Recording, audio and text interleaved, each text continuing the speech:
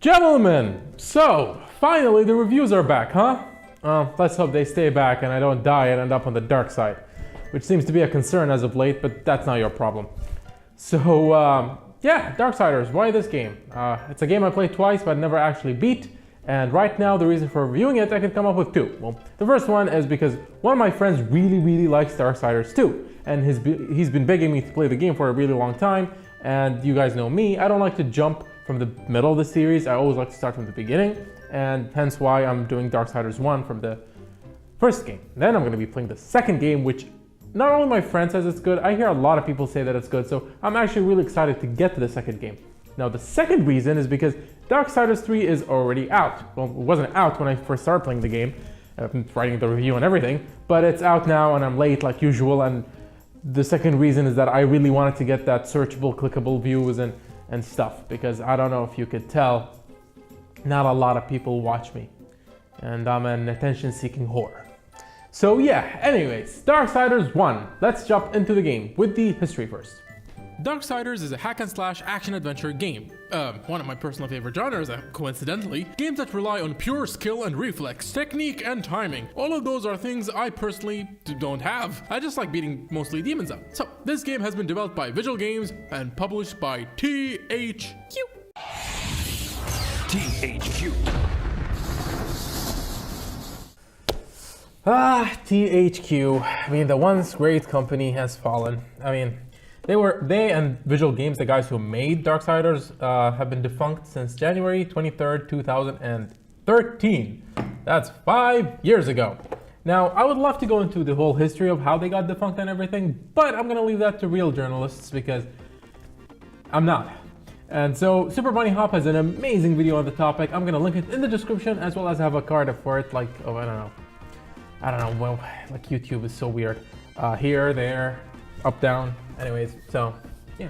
Now, what's interesting to me is the fact that we got a Darksiders 3. I did some very difficult and intellectual mathematical equations which physically proves that a defunct company should not be able to release a game. But we will get to Darksiders 3 when we get to it. As for now, before jumping into the plot, I would just like to point out to you guys that I'll be reviewing the remastered version of Darksiders that was released on the PlayStation 4 and Xbox One, with the PC version releasing on November 29, 2016. Now, since I'll be playing the PC version, which runs at a glorious 60 FPS, I'll be sitting here instead of here, because here is where my computer is. So yeah, it's time to talk about the plot. And since this game is like 9 years old, it's gonna be spoilers galore. Get it? Lore, galore. Ah, I'm so smart. Oh, Christ. Now, to be perfectly honest with you guys, there are a lot of parts of the early story that I did not fully get until now, because I hate when games start with crap like this. Instead of explaining the story through gameplay, we get a video like this. And I'm not complaining about only this game having it, because God of War also pulls crap like this. Besides, the game's story takes inspiration from the 4 horsemen of the apocalypse. And that's a tale I know nothing about, as I just proved. Now that said, as far as my understanding goes, demons start attacking the human world, with War, the main protagonist, for some reason being sent with the demon. The problem here is that War is only ever supposed to be on Earth when the 7th seal has been broken. So when we get to the end of the prologue section and talk to the council, they point out that we broke the rules by going to Earth, and furthermore, there were reports of us helping the bad guys, snitches. Now War is not amused by the accusations, and he points out that he was summoned, so obviously the seal has been broken. Then the council presents a valid counterpoint, if I so say so myself. If the seals were indeed broken, then where are the other horsemen? And this is where our real journey begins, with War trying to clear his name by going back to Earth and killing the demon boss, the Destroyer, but not without the Watcher, aka Mark Hamill. I will get to him and on why I don't like the Watcher's edition in the game when I start talking about the story, but for now, I would like to say that yes, I know that everybody and their mother knows that Mark Hamill is the voice actor of the Watcher, which, since everybody knows, because this is like the first thing people bring up when they talk about this game, this is my reaction to him being in the game. So we get back to Earth to clear our name, which, just FYI, between the prologue and the main adventure, 100 years have passed. Yes, I'm not joking, 100 years. How someone sleeps that long or why they waited that long to wake up War, I have no idea. Personally, I'm guessing because the developers did not want us killing really a lot of huge ass number of people, or they did not want to render hundreds of people, thus making the game run at 1 FPS. Once on Earth, we are first tasked with finding Volgrim, the merchant in this game. Now, while I do love to compare him to the statue statue in Devil May Cry in hopes of him having awesome upgrades, but in reality he's more like money bags. Too much money for barely anything. Anyways, this is where the story gets a lot simpler. Once we meet Vulgrim, he advises us to meet up with Samael, a once powerful demon lord. Samael informs War that for him to get the demon lord's help, he would need to kill the 4 demons, otherwise known as the Chosen, if he would want to gain access to the tower. So now we have 4 hearts that we need to collect and return to this badass looking demon. And off we go. Throughout our journey in killing the 4 Chosen, we gain weapons,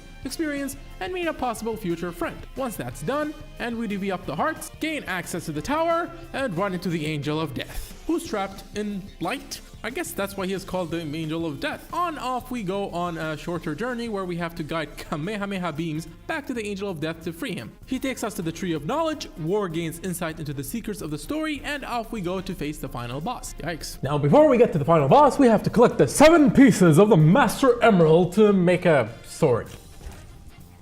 Now in terms of backtracking and padding, and yes, this is padding, the game is long enough as it is. However, this is not the most egregious example. I mean, this game is certainly no Devil May Cry 4 in that regard, because at a specific point in the game, Vulgrim will allow you to use some kind of dimensional shortcut to warp between different locations on the map. Much like how the portals in God of War functioned like, but these shortcuts look like, well, looky here, a whole 3 years before Trash May Cry came out. Anyways, we collect all the pieces, go to Yulethain, get the ultimate sword of demon destruction, and off we go to the fight the final boss. And this is where I'd like to give my thoughts on the story before the ending. Now the story as a whole is actually not that bad. The only problem with it is that the progression of the story is so freaking slow. The prologue fighting the 4 chosen ones and then freeing the Angel of Death before the final boss should not take 12 hours. How does such a simple story like this take so much time to actually get to the ending? Moving on to the ending, after defeating the dog form of the Destroyer and fighting his real form, which was a pretty awesome fight. I mean, Vigil Games do know how to make boss fights. We get to the ending, which is definitely the best part of the story. It sets up a sequel in a near perfect way. Not quite God of War 2 setup, I mean, woof, that ending, but still good enough. My only problem with it was how they dealt with the Watcher. It felt kind of forced, so after defeating Abaddon, a guy who I did not mention because even though he is the final boss of the game, there was not a whole lot of interaction between him and War. No build up either, which makes the final encounter with him feel more like a generic final boss fight instead of an actual epic final boss fight. But anyways, back to the Watcher. He had 2 major roles in the story. First one to give you back your transformation, and secondly for the ending reveal. Other than that, he serves no major purpose in the whole story, which is a problem because he is with you all the time. I'm not kidding with you. Sometimes I summon him to make sure that he is still with me. That's an issue because he was supposed to be the fun character that made you laugh. He was supposed to play off of War's serious demeanor. But nope, he's reduced to nothing but a plot device, which for a game as slow as this is a problem. War was fine as he is. I enjoyed his attitude whenever he spoke. I mean, he was very interesting. He would absorb you with his tone and voice. I mean, Kratos never needed a sidekick for his games to be, never mind. Anyways, once at the end, we learned that the scummy council lied to us so that we could do their bidding. If we were to go back to them, they would kill us. So everybody asks War if he will fight them alone. War says, no. Because the 7 seals have been broken and the other horsemen are falling from the sky. Pretty epic if I do say so myself. And which makes me kind of really excited to play the second game, to see the other horsemen of the apocalypse. And as you can see, I have the cutscene playing and I'm, yeah. Can you see the cutscene? Yeah. The other horsemen are about to show up. Let's fast forward to the other horsemen.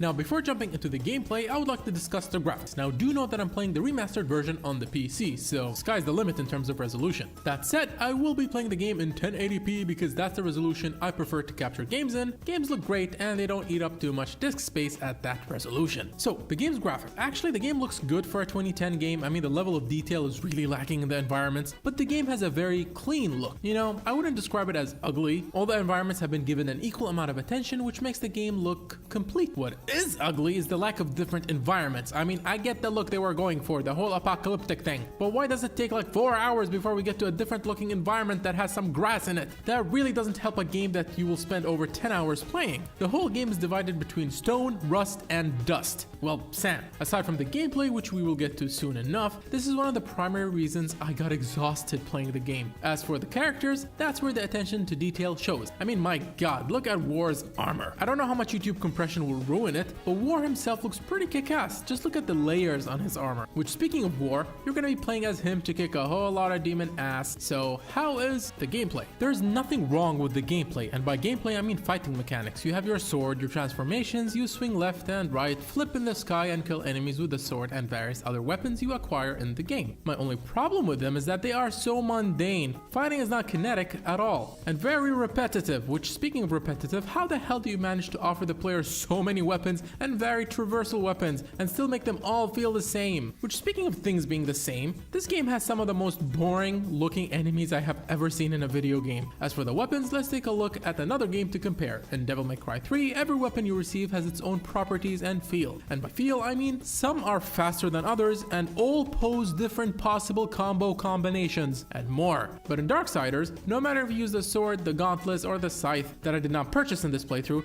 it all sort of feels the same. I know how the scythe feel like because I played this game 2 times before. I never finished it, I just tried it. But anyways, couple that together and it's the reason why this game's 10 to 12 hour runtime felt like 20 hours to me. Not to mention that the challenges in the game feel more like tutorials than anything else. It does that Assassin's Creed 2 thing where you're still doing tutorials even like an hour into the game. Whoa, it just sounds like I'm shitting on the game, aren't I? Well, let me clarify, the game's fighting is not that bad. It doesn't offer anything exciting when compared to other games in the genre, the hack and slash genre, like the aforementioned Devil May Cry, or Bayonetta, or God of War. God of War, where the absolutely simple gameplay is enhanced with completely insane brutal kills. And yeah, in this game's case, it's just content with not being bad, which doesn't make it good either, it just makes it average.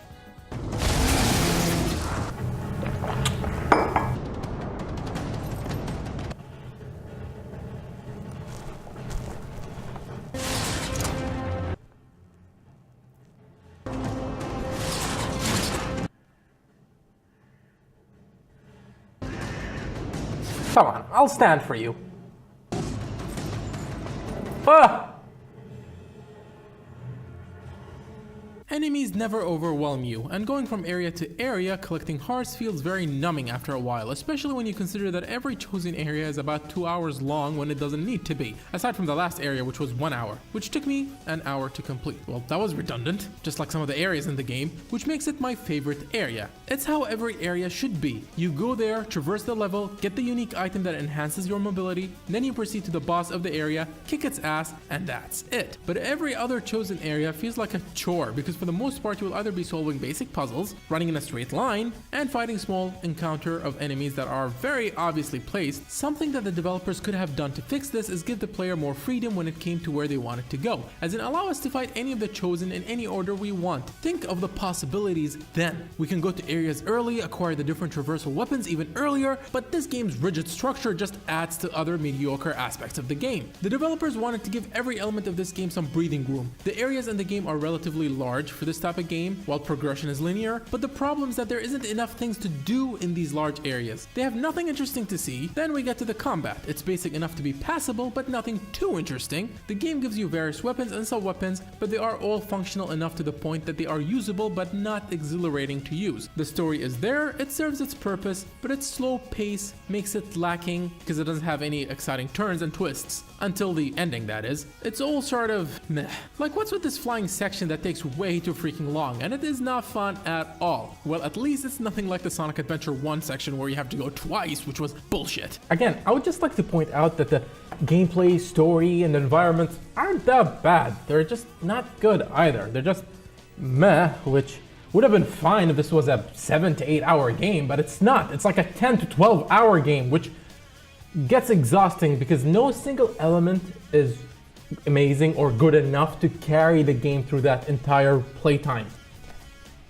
The secret to a hack and slash game is this: replayability. Devil May Cry 3 has its fair share of problems. The areas repeat way too often. By the time you get to the halfway point in the game, you're essentially replaying the game again. Sure, they tried to play around that fact by introducing contraption that's supposed to explain why we are going through the same areas again, which doesn't work, by the way. But that said, I have beaten this game over 100 times because the gameplay is on point. Aside from the style limitation, the story is paced properly, and that makes up for the lack in unique environments in the game. Darksiders, on the other hand, offers you all the elements of a hack and slash game, but doesn't excel in any of them, and that's really the best way I could describe the game. The only exception to everything I said are some of the boss fights. I really like the fight with the final boss, I really like the fight with the spider thing, and with Uriel. While they were easy, aside from the spider boss who managed to kick my ass quite a few times because it was so freaking hard dodging his belly flop thing, they were still deep enough to be entertaining. A few final notes before I end the review. Now, I don't know to which version this applies to, but in some cutscenes the audio mixing seems to be weird. Like the character's voiceover would be way louder than the music, which makes the cutscene have this awkward pause. It's not quite Sonic Adventure 2 cutscene bad, but it's there. I'm guessing it's a remastered thing. Oh, and you get your horse at some point in the game, who frankly doesn't do enough for me to mention him, but admittedly he's fun to ride, so yay horsey.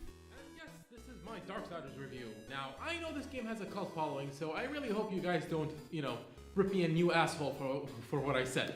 Now that said, like I said, the second game is a lot better, like I said, like people said. And I can't wait to play that game, so I'll see you guys next time with that game. So for those of you who are watching, wherever you may be in this world, thank you guys for watching, and stay alive until the next video. I sure hope I am.